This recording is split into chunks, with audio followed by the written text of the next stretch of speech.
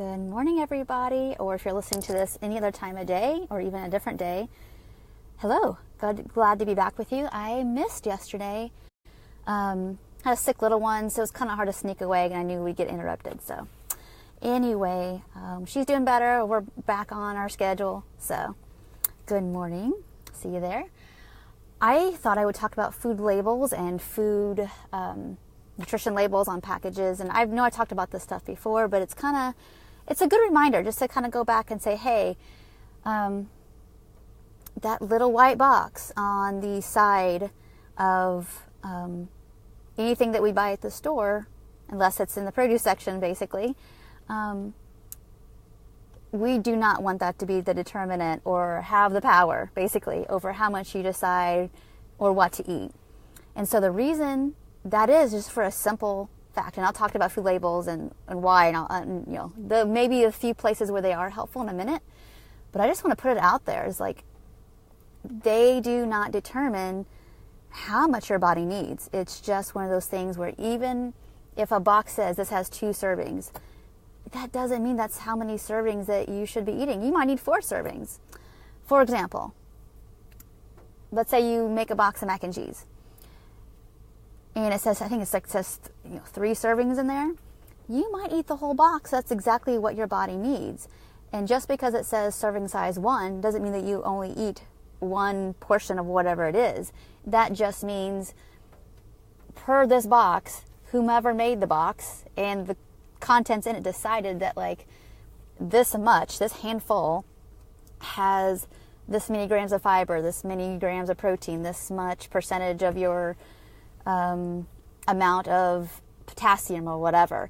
That's all that means. That doesn't mean that you stop at 1 serving, because just because a box says something is so many calories, that doesn't mean that's how many calories of it you should eat. And so where does that thinking come from? Right? We all know the answer. The diet culture says like, okay, so have 1 serving of something, because then that's a way for you to mark. Like basically it's a marker, and it's a container for you deciding how much you should eat. So that is another place that we kind of give our power to something else outside of ourselves to manage something. So if you're like, well, duh, I'm trying to manage my weight. And again, who says duh anymore? Nobody. But that just came out of my mouth. It's a kind of a placeholder and a way that we decide, hey, this is how much I'm going to eat, and I'll eat 1 serving. And then if you eat more than 1 serving, you feel guilty. If you stop a second and think about it, it's like, wait a minute. There's nobody around me here saying they can only have 1 serving. Just because this box or this bag or whatever it is says that 1 serving is this much food and that's all I should eat, that's actually not true. I might need to eat 3 servings of this to feel full or satisfied or done with something. That doesn't mean that you ate too much. That doesn't mean you overate. It just means that's just how much you ate of whatever was in that package. Okay? And so think about it. Who made up this stuff? And I haven't looked it up specifically to know like who decides a cup or whatever is deemed a package. I know a lot of this has to do with if you think about let's say diabetic exchanges. A lot of this is sometimes based on like how, not always, but a lot of the stuff is based on just to kind of clumping certain like nutrient categories together and to make a breakdown of people. Let's say that if you need to look at your potassium intake or your sodium intake, so maybe there's some legit like medical nutrition therapy reasons to be looking at this stuff. Labels can be helpful. So I do understand why that's been mandated to do so, to help people make food nutrition decisions, whatever, because there are some circumstances where we need to be looking at that stuff. But for most of us, the vast majority of us can get by just fine. Again, we got by with not knowing this stuff, prior to 70-something years ago. We got by just fine without it. Yeah, you're welcome. That's why I bring it up, because I think sometimes we get caught back up that these labels mean anything. And I'm actually putting out a challenge to you all today, or this week. See if you can go a day or a meal, and if you want to really push yourself a week where you didn't look at labels, you would learn a lot. You would learn that probably there's some things that you don't care much about, but it's just a habit to look. Or you already kind of know. So what's the reason for rechecking again? Here's a little challenge for y'all to not look again. Or to go to the grocery store and not look at labels and just put things in your cart. That was something that was really powerful for me, and that was really helpful because, one, I already had a lot of the stuff memorized, and I was trying to learn to unmemorize it and be more internally guided. So that's something really, again, I think it's a really good thing to try. And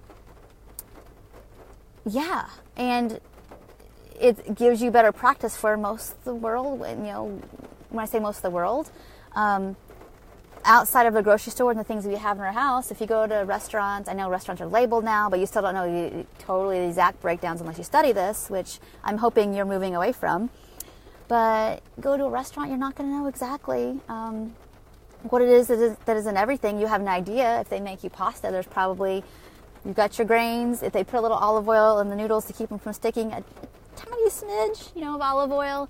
However they cook your food, again, you always need to think about that they need to make the food in a way that's delicious for you, but without overdoing their food costs. So they're not going to go too far in any direction, meaning like too skimpy on like cooking with the variety of ingredients to not make it taste good, but then not too far over here to like be wasting, overdoing it with, say, like oils or whatever, so they can, monitor their food costs. And if it's too whatever, then you're not going to like it either.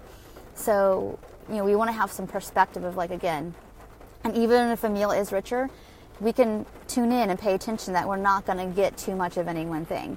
And you're going to notice that if you do, you might want something totally different the next meal. So if it's a heavier meal, one meal, you might want a more watery or dense or less dense meal the next.